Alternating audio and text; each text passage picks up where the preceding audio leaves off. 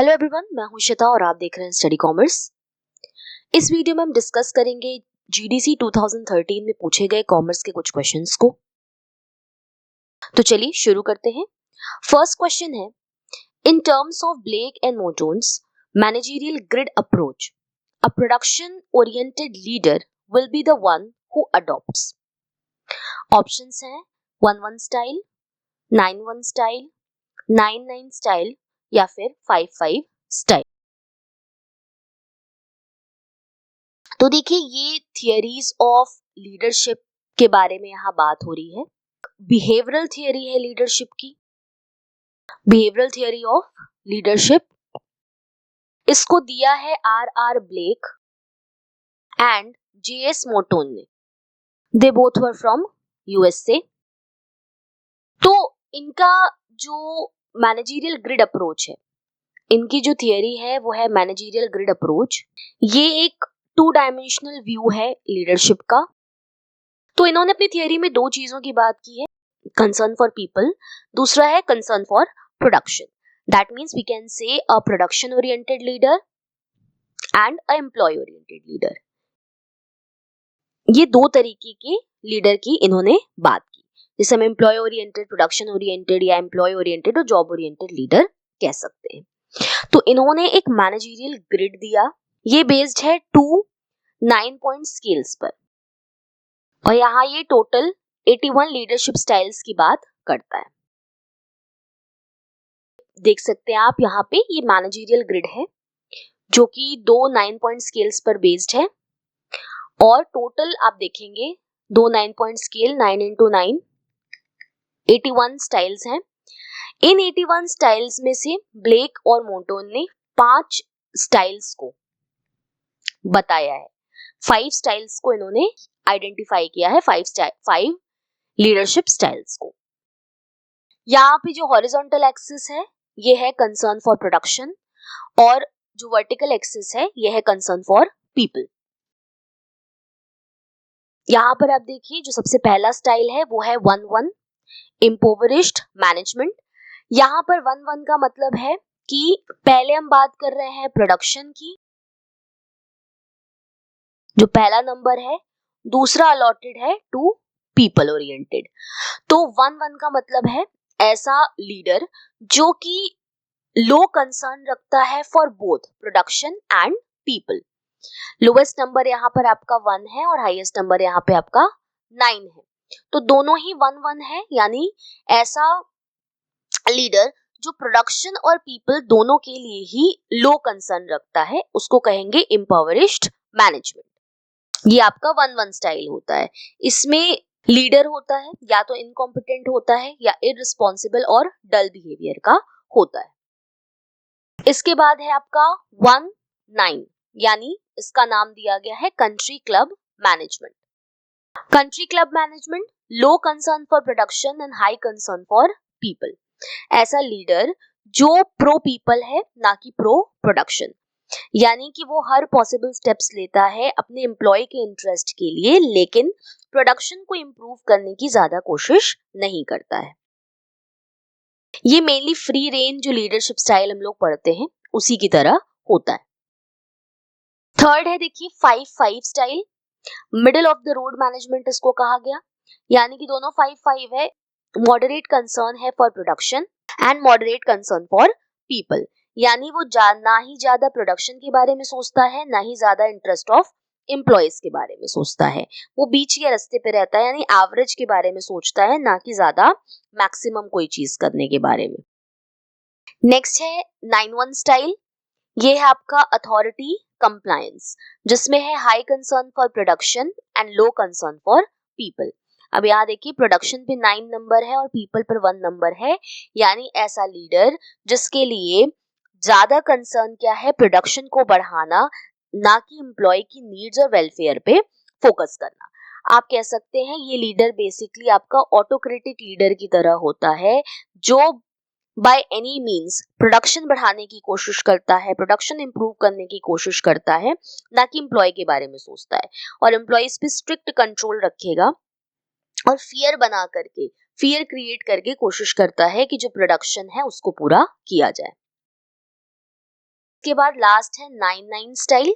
इसको नाम दिया गया है टीम मैनेजमेंट। 9-9 का मतलब है high concern for production and high concern for people, यानी ऐसा लीडर जो प्रोडक्शन को भी मैक्सिमम करने की कोशिश करता है through maximum care for employees.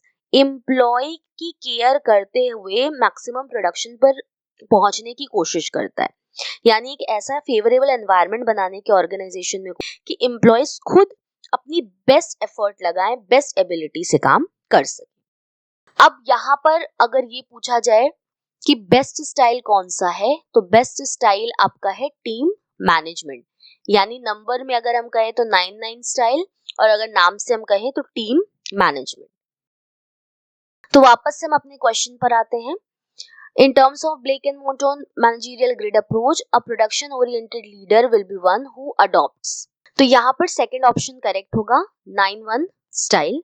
9-1 style का मतलब है, हमने देखा अथॉरिटी कंप्लायंस, यानी एक ऐसा leader who is more concerned with production than the need of the employees.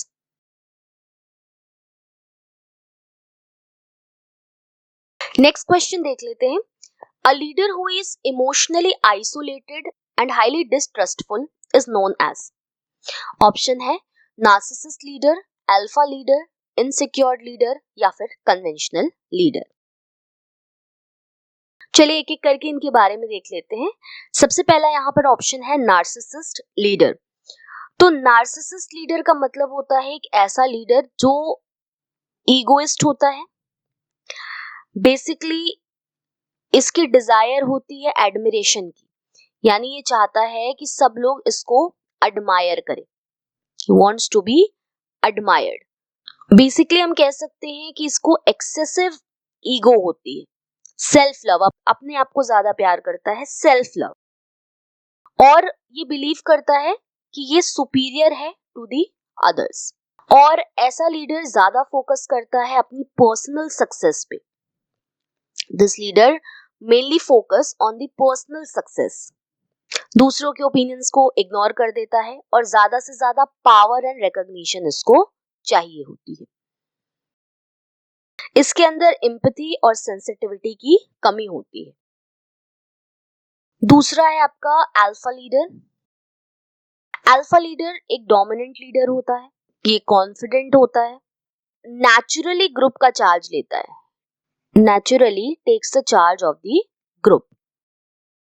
एक स्ट्रॉन्ग पर्सनालिटी होता है, हाई कॉन्फिडेंट होता है, गोल ओरिएंटेड होता है, और इस तरीके का लीडर थोड़ा डोमिनेंट और कंट्रोलिंग होता है, अग्रेसिव नेचर का होता है। नेक्स्ट है इनसिक्योर लीडर। इनसिक्योर लीडर जो होता है ये आपका, इसके अंदर लैक ऑफ कॉन्फिडेंस होता है, नाम ही इसका सजेस्ट करता है ये इनसिक्योर है। तो लैक ऑफ कॉन्फिडेंस, कॉन्फिडेंस कम होता है, अपनी एबिलिटीज पे काम नहीं कर पाता है, अपनी एबिलिटीज का फुल यूज नहीं कर पाता है, और ज्यादातर ये थ्रेटेंड फील करता है फ्रॉम दी ग्रुप मेंबर्स। बाकी ग्रुप मेंबर्स से ये थोड़ा डरता है, फियर होता है, इसको क्रिटिसिज्म का डर रहता है, रिस्क लेना नहीं चाहता है, और अथॉरिटी को डेलीगेट करने में भी हेजिटेंट होता है। और फोर्थ है आपका यहाँ पे कन्वेंशनल लीडर। ये बेसिकली एक आपकी रूल्स एंड रेगुलेशंस को फॉलो करने की बात करता है, यानी एक ऐसा लीडर जो ट्रेडिशनल मेथड्स फॉलो करता है, रूल्स रेगुलेशंस, ही एस्टैब्लिशेस प्रोसीजर्स, और फोकस करता है कि उनको फॉलो किया जाए। और इस तरीके के जो लीडर्स होते हैं काफी स्टेबल होते हैं, they are stable and traditional, they do not want any change, that means they resist the changes and innovations, resist changes। तो क्वेश्चन को अगर हम देखें कि ऐसा लीडर जो इमोशनली आइसोलेटेड और हाईली डिस्ट्रस्टफुल होता है, तो यहाँ पर उससे रिलेटेड जो आंसर है आपका वो है इनसिक्योर लीडर।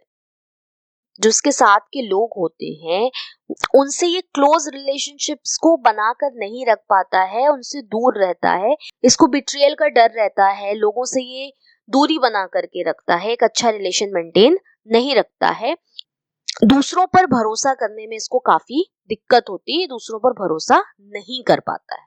तो इस कारण से ज्यादातर अकेले काम करते हैं, ओवरवर्क्ड होते हैं और इसीलिए डेलीगेशन नहीं कर पाते। तो थर्ड ऑप्शन यहाँ करेक्ट होगा, इनसिक्योर्ड लीडर। नेक्स्ट क्वेश्चन है, benchmarking is based on. Options हैं best company practice, best industry practice, best firm practice या फिर बेस्ट इंडिविजुअल प्रैक्टिस। तो देखिए करेक्ट ऑप्शन बी होगा, best industry practice.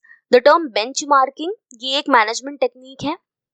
This is a management technique where an organisation compares, the organisation compares its performance, its products या फिर processes. किससे compare करता है? सो बेसिकली यहाँ कंपनी क्या कंपेयर कर रही है?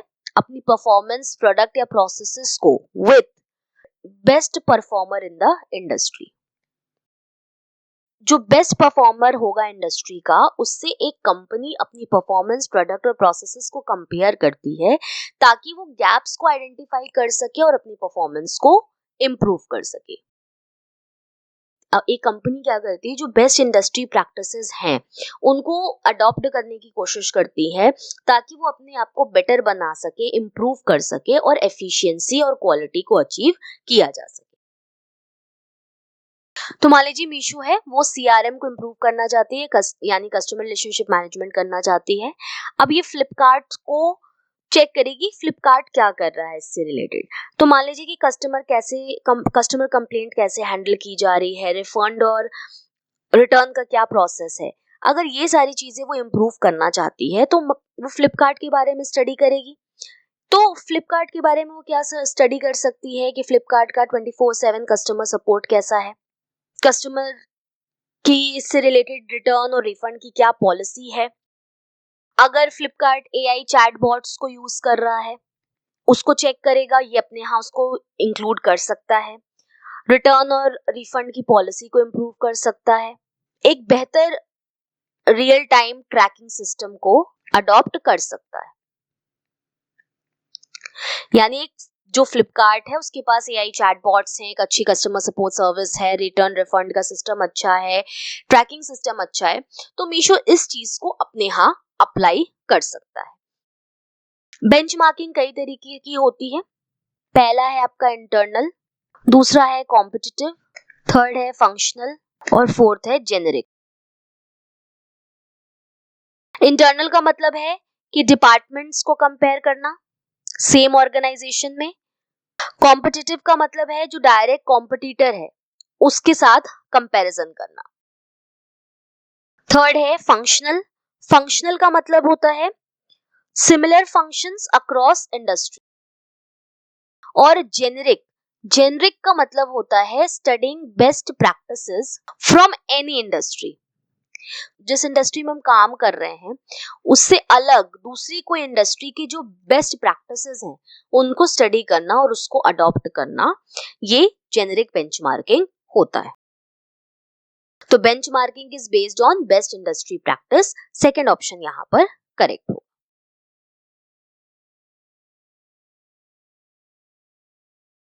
नेक्स्ट क्वेश्चन है, rationalisation is a process of. Options हैं स्टैंडर्डाइजेशन, स्पेशलाइजेशन, ऑटोमेशन या फिर ऑल द अबव। तो यहाँ पर correct option all the above होगा। रैशनलाइजेशन का मतलब क्या है? तो रैशनलाइजेशन एक ऐसी प्रोसेस है जो भी प्रोडक्शन होता है या बिजनेस ऑपरेशंस हैं इनको इम्प्रूव किया जाता है। तो रैशनलाइजेशन एक ऐसी प्रोसेस है जिसके थ्रू कंपनी या इंडस्ट्री को रीऑर्गेनाइज किया जाता है या फिर जो प्रोडक्शन उसको इम्प्रूव किया जाता है ताकि जो एफिशिएंसी है उसको बढ़ाया जा सके। यानी बेटर मेथड्स का यूज करना, अच्छी मशीन्स का यूज करना ताकि जो एफिशिएंसी है उसको हम बढ़ा सकें और एफिशिएंसी बढ़ाने के साथ साथ जो कॉस्ट है उसको हम रिड्यूस कर सके, रिड्यूस दी कॉस्ट। अब रैशनलाइजेशन में तीनों चीजें आती हैं, स्टैंडर्डाइजेशन, स्पेशलाइजेशन और ऑटोमेशन। स्टैंडर्डाइजेशन का क्या मतलब है? एक फिक्स्ड स्टैंडर्ड्स को यूज करना। Standardisation means using of fixed standards for production. जो भी आप गुड्स प्रोड्यूस कर रहे हैं उसके लिए एक फिक्स्ड स्टैंडर्ड का यूज करना। फिक्स्ड स्टैंडर्ड का मतलब है किस तरीके से, तो साइज, क्वालिटी, डिजाइन, ये सब क्या होना चाहिए, एक फिक्स्ड स्टैंडर्ड का होना चाहिए जिसको फॉलो किया जाए। जैसे कार मैन्युफैक्चरिंग कंपनीज होती हैं या बाइक मैन्युफैक्चरिंग कंपनीज होती हैं, तो एक तरीके की जो उनके प्रोडक्ट्स होते हैं, एक प्रॉपर स्टैंडर्ड वो उसको फॉलो करते हैं और सब एक ही स्पेसिफिकेशन के आपको मिलेंगे। दूसरा है स्पेशलाइजेशन। स्पेशलाइजेशन का मतलब क्या हो गया, यहाँ पर टोटल वर्क को आप किसी एक पर्सन को नहीं दे सकते, तो हमको क्या करना पड़ता है, वर्क को डिवाइड करना पड़ता है। Dividing the work in such a way that the worker focuses on the specific task. एक व्यक्ति को कोई एक स्पेसिफिक टास्क देना ताकि उसकी जो प्रोडक्टिविटी है वो इम्प्रूव हो सके, और जो व्यक्ति जिस काम में अच्छा है उसको आप वो टास्क देंगे ताकि वो उस टास्क को जब करता रहेगा तो उसकी जो प्रोडक्टिविटी है, स्पीड है, वो इम्प्रूव होगी, इम्प्रूविंग द प्रोडक्टिविटी। तो वो स्पेशलाइज्ड हो जाएगा अपने वर्क में। थर्ड है यहाँ पर ऑटोमेशन। ऑटोमेशन का मतलब है मशीन्स का यूज करना, using of machines, technology to perform the task, ताकि जो ह्यूमन एफर्ट है उसको कम किया जा सके। जैसे जो कार मैन्युफैक्चरिंग कंपनीज हैं वो रोबोटिक मशीन्स का यूज करती हैं ताकि वो जो स्पीड और एक्यूरेसी है उसको इंक्रीज कर सके। तो रैशनलाइजेशन में तीनों चीजें आती हैं, स्टैंडर्डाइजेशन, स्पेशलाइजेशन और ऑटोमेशन। तो करेक्ट ऑप्शन यहां ऑल द अबव होगा। नेक्स्ट क्वेश्चन है, informal organisation is formed in a planned way, by delegation of authority, automatically या फिर बाय फोर्स। तो देखिए करेक्ट ऑप्शन यहाँ सी होगा, ऑटोमेटिकली। इनफॉर्मल ऑर्गेनाइजेशन का मतलब क्या है, नेटवर्क ऑफ सोशल रिलेशनशिप्स। जब एम्प्लॉइज एक साथ एक ऑर्गेनाइजेशन में काम करते हैं तो उनका आपस में एक सोशल रिलेशनशिप बन जाता है, पर्सनल रिलेशनशिप बन जाता है, और ये नेचुरली डेवलप होता है at the work place. It is not deliberately created, it is spontaneous. It is spontaneous and it is not deliberately created by the management. Plus management इस तरीके की जो इनफॉर्मल ऑर्गेनाइजेशन होती है उसको डेवलप और ग्रो होने से रोक भी नहीं सकती है। जब दो ऐसे लोग जो सिमिलर इंटरेस्ट के होते हैं वो आपस में कम्युनिकेट करते हैं, अपने इंटरेस्ट को शेयर करते हैं और साथ में काम करते हुए एक अच्छी फ्रेंडशिप, एक अच्छा बॉन्ड उनके बीच में बन जाता है, तो वो आपका इनफॉर्मल ऑर्गेनाइजेशन होगा। और स्पॉन्टेनियसली हर ऑर्गेनाइजेशन में क्रिएट करता है और एग्जिस्ट करता है, और कोई भी फॉर्मल ऑर्गेनाइजेशन इसको रिमूव नहीं कर सकता। जैसे एक ऑर्गेनाइजेशन में जब भी लंच ब्रेक्स होता है या मीटिंग्स होती हैं, खत्म होता है, आपस में लोग बात करते हैं, इनफॉर्मल डिस्कशन करते हैं, पार्टीज होती हैं उसमें आपस में बातचीत करते हैं और एक दूसरे के साथ एक फ्रेंडशिप उनकी डेवलप हो जाती है। तो करेक्ट ऑप्शन यहाँ सी होगा, that is informal organisation is formed automatically.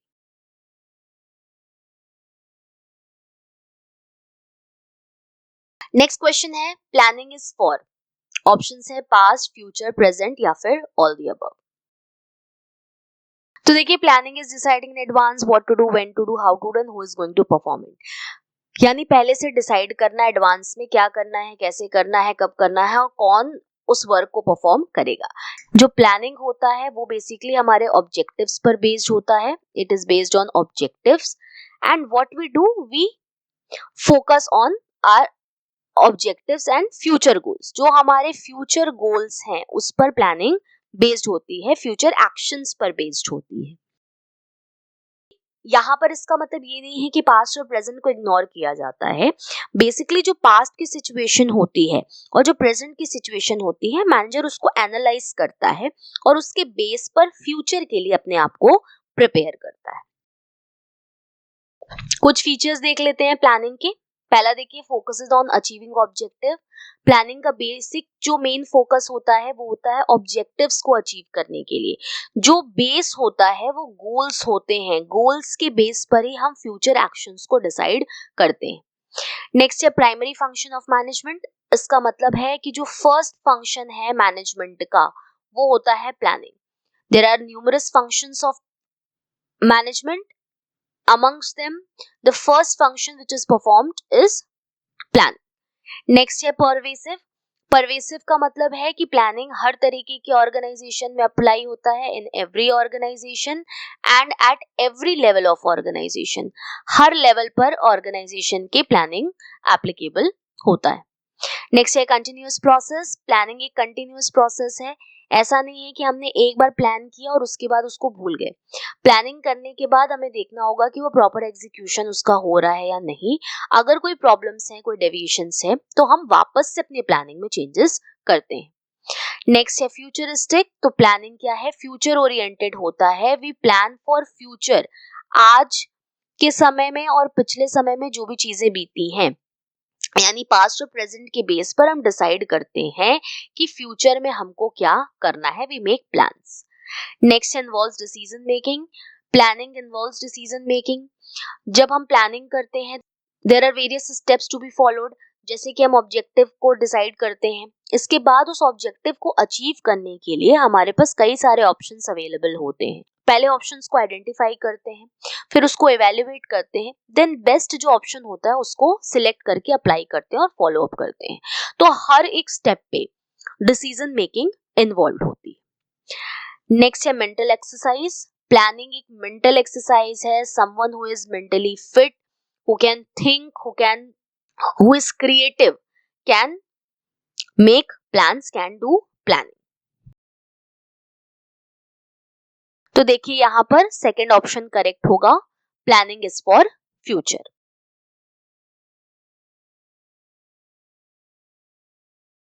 Next question है laissez faire policy is adopted in the. Options हैं socialist economic system, capitalist economic system, mixed economic system या फिर कम्युनिस्ट इकोनॉमिक सिस्टम. तो यहां पर देखिए करेक्ट ऑप्शन होगा B, capitalist economic system. Capitalist economic system का मतलब है एक ऐसा इकोनॉमिक सिस्टम जिसमें जो भी प्रोडक्शन है और डिस्ट्रीब्यूशन है, क्या प्रोड्यूस किया जाएगा और कैसे उसको डिस्ट्रीब्यूट किया जाएगा, ये प्राइवेट इंडिविजुअल्स के हाथ में होता है. It is in the hands of private individuals. They own the resources and businesses. और ऐसी जो इकोनॉमी होती है उसमें मेन मोटिव क्या होता है? प्रॉफिट मेकिंग होता है.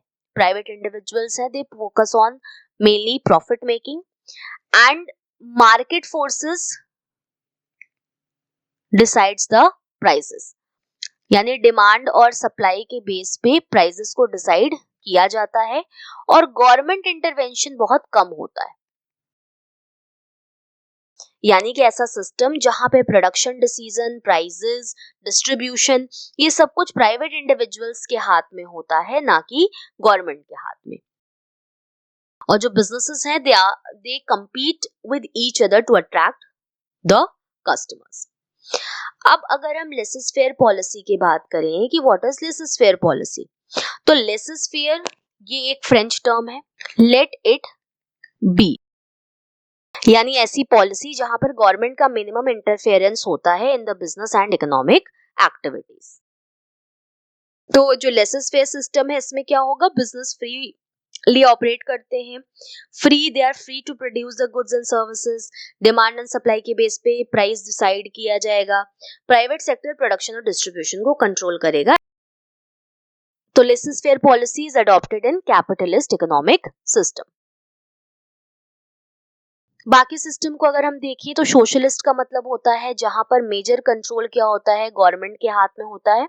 प्रोडक्शन, डिस्ट्रीब्यूशन, ये सब कुछ गवर्नमेंट के हाथ में होता है और हाई गवर्नमेंट इंटरवेंशन होता है. मिक्स इकोनॉमी का मतलब है जिसमें कैपिटलिज्म प्लस सोशलिज्म दोनों होगा, यानी बोथ गवर्नमेंट और प्राइवेट कंट्रोल होता है, जैसे कि इंडिया में है. और नेक्स्ट है कम्युनिस्ट सिस्टम. कम्युनिस्ट का मतलब होता है जहां पर कंप्लीट कंट्रोल जो होता है वो गवर्नमेंट के हाथ में होता है. Here the complete control is under government. यहां पर क्या था? जो मेजर हैंडलिंग है, जो मेजर कंट्रोल है वो गवर्नमेंट के हाथ में होता है. और कम्युनिस्ट में कंप्लीट कंट्रोल जो होगा प्रोडक्शन पे, डिस्ट्रीब्यूशन पे, प्राइसेस पे, वो गवर्नमेंट का होता है. तो इन तीनों सिचुएशन में चाहे सोशलिस्ट हो, मिक्स हो या कम्युनिस्ट हो, लेसेस फेयर पॉलिसी को अडॉप्ट करना पॉसिबल नहीं होता है। तो लेसेस फेयर पॉलिसी आपकी कैपिटलिस्ट इकोनॉमिक सिस्टम में ही एग्जिस्ट करती है। तो सेकंड ऑप्शन यहाँ पर करेक्ट होगा।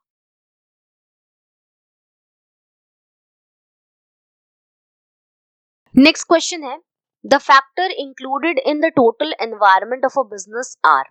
ऑप्शंस हैं political, social and cultural, economic या फिर ऑल द अबव। तो देखिए यहाँ पर correct option all the above होगा। All these factors, political, social, cultural, economic, these all are part of business environment. Basically, pestle यानी कि political, economic, social, technological, legal and environmental. तो ये pestle हो गया। जो business environment है ये आपका basically दो तरीके का होता है। एक है आपका internal, दूसरा है आपका external। एक्सटर्नल को भी हम फर्दर दो पार्ट्स में डिवाइड कर सकते हैं, एक है आपका माइक्रो, दूसरा है आपका मैक्रो। इंटरनल एनवायरनमेंट का मतलब है वो फैक्टर्स जो कि बिजनेस एंटरप्राइज के अंदर होते हैं और बिजनेस एंटरप्राइज को इफेक्ट करते हैं।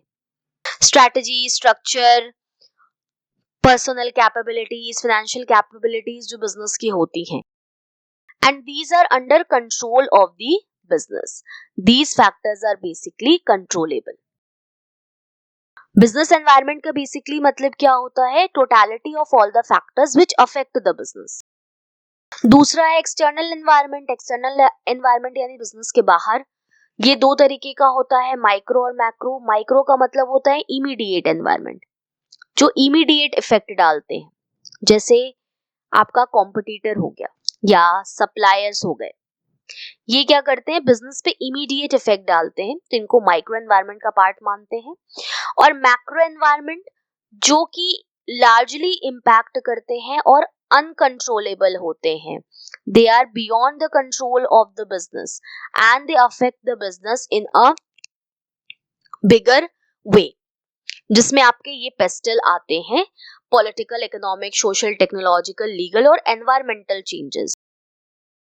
और इसके लिए बहुत जरूरी है कि जो बिजनेस है वो स्वॉट एनालिसिस करे, यानी अपनी स्ट्रेंथ, वीकनेस को पहचाने और क्या अपॉर्चुनिटी और थ्रेट है उसको पहचान कर उस अकॉर्डिंग उस पर एक्ट करे।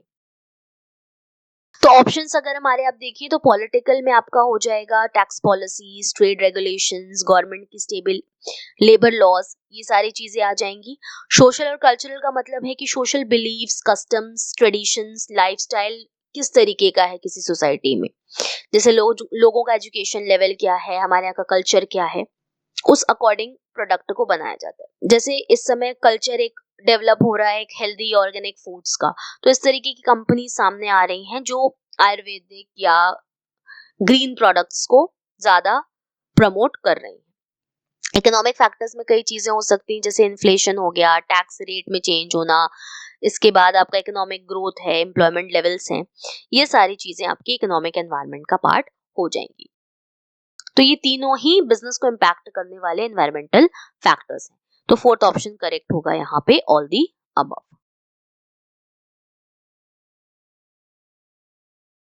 नेक्स्ट क्वेश्चन देख लेते हैं, immaturity and maturity theory was formulated bye. Options हैं हर्बर्ट साइमन, रेनेसिस लिकर्ट, क्रिस आर्गेरिस या चेस्टर बर्नार्ड। तो देखिए थर्ड ऑप्शन यहाँ करेक्ट होगा, क्रिस आर्गेरिस। इन्होंने इमेच्योरिटी और मैच्योरिटी थ्योरी दी है। He is a well-known scholar in organizational behavior and he has given the maturity and maturity theory. इस थियोरी में इन्होंने एक्सप्लेन करने की कोशिश की है कि एक ह्यूमन पर्सनालिटी कैसे इमेच्योरिटी से मैच्योरिटी के स्टेट में जाती है, यानी जो एक इंडिविजुअल है वो ऑर्गेनाइजेशन में कैसे डेवलप करता है खुद को, कैसे इंटरैक्ट करता है एनवायरनमेंट से और अपने अंदर चेंजेस लेकर के आता है, यानी ग्रो करता है फ्रॉम इमेच्योरिटी टू मैच्योरिटी। इनका ये मानना था कि इनिशियली जब लोग किसी ऑर्गेनाइजेशन को ज्वाइन करते हैं तो इनिशियल स्टेजेस पर वो इमेच्योर होते हैं और समय के साथ जब उनको एक अच्छी अपॉर्चुनिटी मिलती है, रिस्पॉन्सिबिलिटीज दी जाती है और वो ऑर्गेनाइजेशन के साथ इंटरैक्ट करते हैं, पार्टिसिपेट करते हैं, तो धीरे धीरे वो मैच्योर इंडिविजुअल्स बन जाते हैं। तो मैच्योरिटी पे लाने के लिए इट्स इम्पोर्टेंट कि ऑर्गेनाइजेशन इनको प्रॉपर अपॉर्चुनिटीज दे, एम्प्लॉयज को एंकरेज करे और इस तरीके की प्रैक्टिसेस को अडॉप्ट करे जिससे जो एम्प्लॉइज है उनका डेवलपमेंट किया जा सके। जब एक पर्सन इमेच्योरिटी पर होता है तो इसका बिहेवियर पैसिव होता है, पैसिव बिहेवियर का होता है, मेनली डिपेंडेंट होता है दूसरों पर, इसको बिहेव कैसे करना होता है ये नहीं पता होता है। इसके अलावा इसके इंटरेस्ट बहुत कम होते हैं, लो इंटरेस्ट या बेसिकली अपने बारे में ज्यादा सोच रहा होता है, शॉर्ट टर्म पर्सपेक्टिव रखता है, जो पर्सपेक्टिव होती है, जो थिंकिंग होती है वो शॉर्ट टर्म होती है, और ज्यादातर ऐसे लोग सबऑर्डिनेट होते हैं और इनको सेल्फ अवेयरनेस कम होती है। अपने बारे में, अपनी एबिलिटीज के बारे में इनको कम जानकारी होती है, they are not self aware.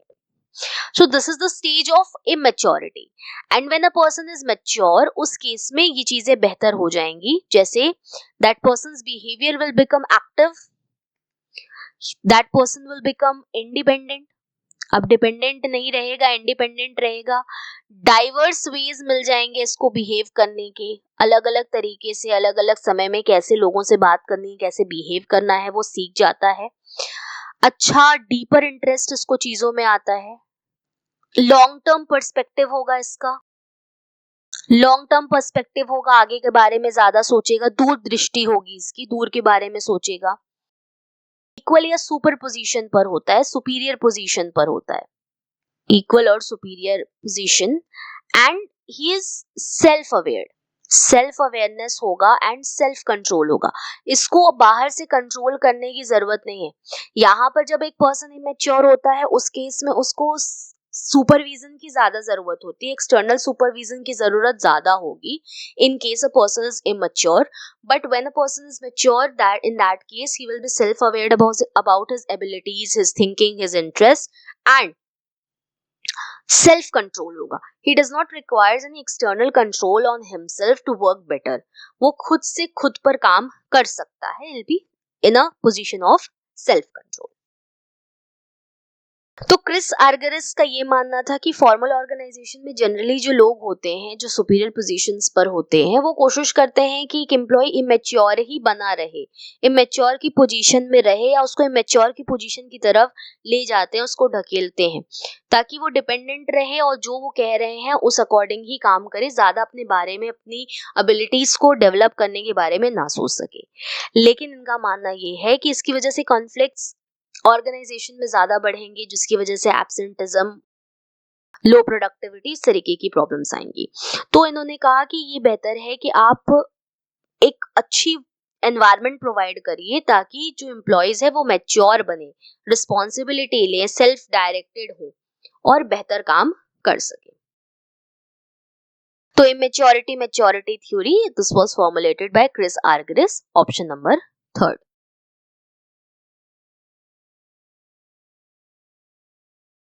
Next question है, how many are Likert's leadership style, यानी लिकर्ट ने कितने लीडरशिप स्टाइल्स दिए हैं। ऑप्शंस हैं 2, 3, 4 या फिर 5। Rensis Likert, he is famous for his leadership styles, he was from University of Michigan, USA. और अमेरिका में जो ऑर्गेनाइजेशंस थी उनके जो लीडरशिप बिहेवियर था उस पर इन्होंने काफी एक्सटेंसिव स्टडी की, 4 लीडरशिप स्टाइल्स को बेसिकली इन्होंने बताया, लिकर्ट्स 4 सिस्टम ऑफ मैनेजमेंट। तो जो 4 लीडरशिप स्टाइल्स रेनेसिस लिकर्ट ने दी हैं वो है exploitative autocratic, benevolent autocratic, participative और डेमोक्रेटिक। तो ये 4 लीडरशिप स्टाइल्स इन्होंने दी हैं। इनके बारे में देख लेते हैं। तो सबसे पहला है नेचर ऑफ लीडरशिप स्टाइल्स, यानी किस तरीके का लीडर होता है। तो एक्सप्लॉइटेटिव ऑटोक्रेटिक का मतलब होता है ही इज हाईली ऑटोक्रेटिक, इस तरीके का लीडर हाईली ऑटोक्रेटिक होता है, यानी डिक्टेटर की तरह होता है, डिक्टोरियल होता है नेचर में, ये अपने डिसीजंस खुद से लेता है, सबऑर्डिनेट से कभी भी ये नहीं पूछता है, और सबऑर्डिनेट्स को जो इसने कह दिया उसको ब्लाइंडली एग्जीक्यूट करना है, अपने सबऑर्डिनेट्स पे स्ट्रिक्ट कंट्रोल रखता है, इसको अपने सबऑर्डिनेट्स में कोई कॉन्फिडेंस नहीं होता है, इसी रीजन से ये इन पे काफी स्ट्रिक्ट कंट्रोल रखता है। फॉर्मल रिलेशनशिप्स ये अपने जो फॉलोअर्स होते हैं उनके साथ या सबऑर्डिनेट्स हैं उनके साथ मेंटेन करता है। दूसरा यहाँ पे आप देखिए consultation before making any decision, तो कोई कंसल्टेशन नहीं लेता है, अपने एम्प्लॉयज में कोई कॉन्फिडेंस नहीं रखता है। वेरी स्ट्रिक्ट कंट्रोल, कंट्रोल बहुत स्ट्रिक्ट रहता है, फॉर्मल रिलेशनशिप मेंटेन करता है। और इंसेंटिव जो ये यूज करता है for motivating, they are negative incentives, यानी कि अगर आपने काम नहीं किया ढंग से, समय से काम नहीं हुआ, तो उस केस में जो एम्प्लॉय है उसको ये पनिश कर। दूसरा है बेनेवोलेंट ऑटोक्रेटिक, ये एक लिबरल ऑटोक्रेटिक होता है, यानी कि ऑटोक्रेटिक लाइक अ पेरेंट, यानी कि ये भी ऑटोक्रेटिक है लेकिन हाईली ऑटोक्रेटिक नहीं है एक्सप्लॉयटेटिव की तरह। ये अपने एम्प्लॉयज से कंसल्टेशन थोड़ी बहुत करता है फाइनल डिसीजन लेने के पहले, और ये बिलीव करता है कि वो जो भी डिसीजन ले रहा है, जो एम्प्लॉयज हैं उसको प्रॉपर्ली एग्जीक्यूट करेंगे। थोड़ा कॉन्फिडेंस अपने एम्प्लॉयज में रखता है लेकिन तब भी कंट्रोल अपने एम्प्लॉयज पर रखता है। एक फॉर्मल रिलेशनशिप अपने सबऑर्डिनेट्स के साथ मेंटेन करता है। तो यहाँ पे आप देखिए कि थोड़ा कंसल्टेशन करता है बिफोर टेकिंग एनी डिसीजंस, अपने सबऑर्डिनेट्स में थोड़ा इसको कॉन्फिडेंस होता है, but still there are strict control, formal relationship रखता है। इसके अलावा जो इंसेंटिव होते हैं वो पॉजिटिव और नेगेटिव का मिक्सचर होते हैं। Third system is consultative. इसका नेचर क्या है? कंसल्टेटिव है नेचर, कंसल्टेटिव लीडरशिप स्टाइल है। इसका मतलब है कि ऐसा लीडर जो कंसल्टेटिव हो, हमेशा कंसल्ट करता है अपने सबऑर्डिनेट से बिफोर टेकिंग एनी डिसीजन। कोई भी डिसीजन लेने से पहले अपने सबऑर्डिनेट से कंसल्ट करता है और उनको अथॉरिटी डेलीगेट करता है। ज्यादा कंसल्टेशन होगी, ऑब्वियस है, ज्यादा कॉन्फिडेंस होता है इसको अपने एम्प्लॉयज में। सब्सटैंशियल होता है, मतलब ये है कि कंप्लीट नहीं होता, थोड़ा कॉन्फिडेंस होता है। और कम कंट्रोल रखता है अपने एम्प्लॉयज पे। एक फॉर्मल इनफॉर्मल के बीच का, एक मिडिल का इसका रिलेशनशिप होता है, और पॉजिटिव इंसेंटिव्स पे ये ज्यादा फोकस करता है, ज्यादा एम्फसाइज करता है। Next one is the fourth one, that is democratic leadership style. Democratic का मतलब है कि यानी ये कोई डिसीजन बिना अपने सबऑर्डिनेट से डिस्कस नहीं लेता है। जो इसके सबऑर्डिनेट्स होते हैं उनको सफिशिएंट अथॉरिटी डेलीगेट करता है और सेल्फ कंट्रोल पे ज्यादा एम्फसाइज करता है। कम्युनिकेशन चैनल ओपन रहता है, कम्युनिकेशन ओपन रहती है ताकि सबऑर्डिनेट्स और लीडर आपस में मिलें और बातचीत करके, फ्रीली बातचीत करके चीजों को डिस्कस करके आगे बढ़ सके।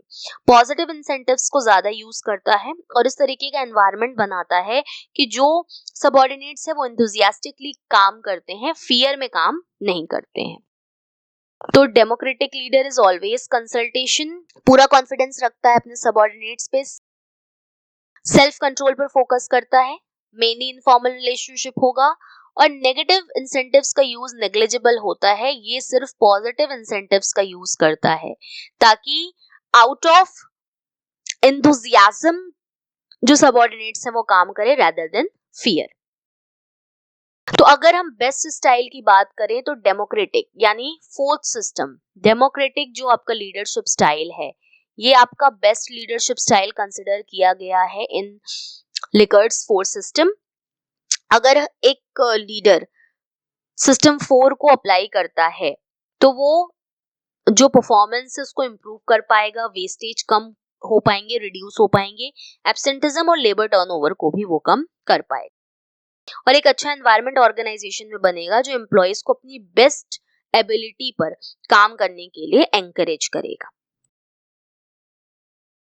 तो अगर ये पूछा जाता है कि लिकर्ट फोर्थ सिस्टम में बेस्ट स्टाइल कौन सा है, जो फोर्थ स्टाइल है यहाँ पर डेमोक्रेटिक, वो बेस्ट कंसिडर किया जाता है।